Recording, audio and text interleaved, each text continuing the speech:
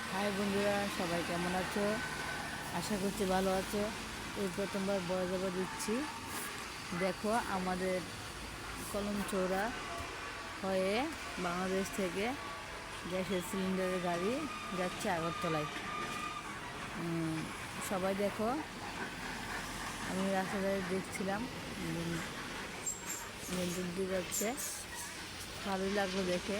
আর অনেকদিন ধরে দেখি, আজকে ভাবলাম একটু ভিডিও করে রাখি।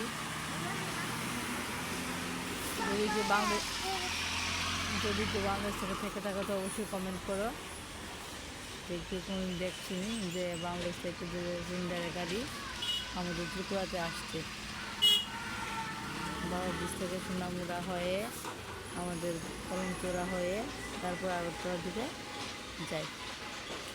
এখানে কয়টা গাড়ি গেল, যদি দেখতে থাকো তাহলে অবশ্যই কমেন্ট করবে।